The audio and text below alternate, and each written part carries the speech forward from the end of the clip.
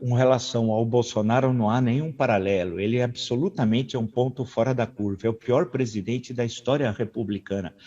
E mesmo no campo militar, se nós olharmos em presidentes militares ou a forma como especialmente o Exército se posicionou ao longo do período da República, ele também é um ponto fora da curva.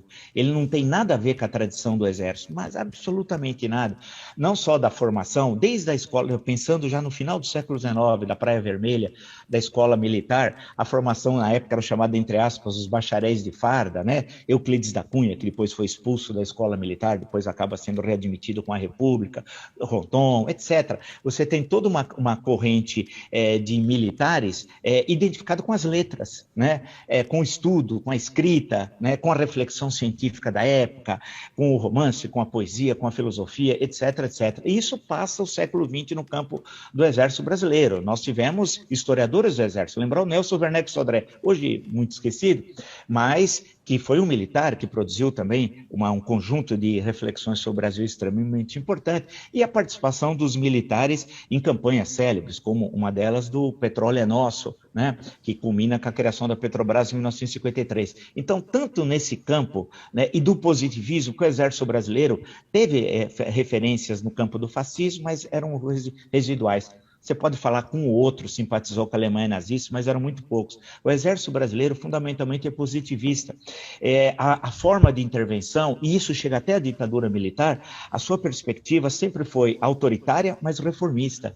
Essa combinação do autoritarismo reformista marca a história do Exército Brasileiro. E aí, muito presente com a visão do Rio Grande do Sul, do castilismo gaúcho, do Júlio de Castilhos, que aí você tem no Rio Grande do Sul, durante a Primeira República, quase que um estado à parte. A Constituição era absolutamente original, não tinha nada a ver com a Constituição Nacional Federal de 1891, a Constituição Gaúcha, a concepção de Estado, e tudo aquilo vai para o poder no Rio de Janeiro em 1930, né? Com Getúlio Vargas, que é claramente um castilhista, e a origem daquilo é o positivismo. E o Exército Brasileiro tinha muito essa visão também do nacionalismo. Pegar o governo Geisel, mais recentemente, o quinquênio Geisel, os atritos que teve com os Estados Unidos, desde o reconhecimento de Angola, foi o primeiro país a reconhecer Angola, o acordo nuclear com a Alemanha Ocidental, o rompimento do acordo militar com os Estados Unidos, isso entre outros exemplos, que mostrava, portanto, e a política do pragmatismo responsável do chanceler, grande chanceler, Azeredo da Silveira.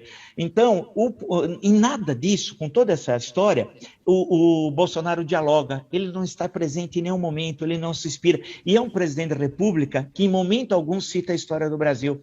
Quando eu vejo o México, até hoje eu continuo acompanhando o México, apesar que o presidente López Obrador faz uma confusão dos diabos, ele gosta muito, escreveu sobre o estado dele, Tabasco, tem livros de história, ele tem uma formação na área de ciências humanas muito boa, tal. O governo é um pouco confuso, inclusive no tratamento da questão da pandemia, mas a referência sempre da história, tanto que ele diz, o López Obrador, no México, que teve 4 grandes revoluções na história mexicana: a independência, que é uma coisa fantástica, a independência mexicana não tem nada a ver com as outras independências, a Juárez, quer dizer, as leis da reforma, e Benito Juárez, a Revolução Mexicana em 1910, e o governo dele. Ele é pouco, ele é muito modesto, e o governo dele, que é a quarta revolução, só que ele consegue identificar a revolução no meio dela, quando ela nem acabou.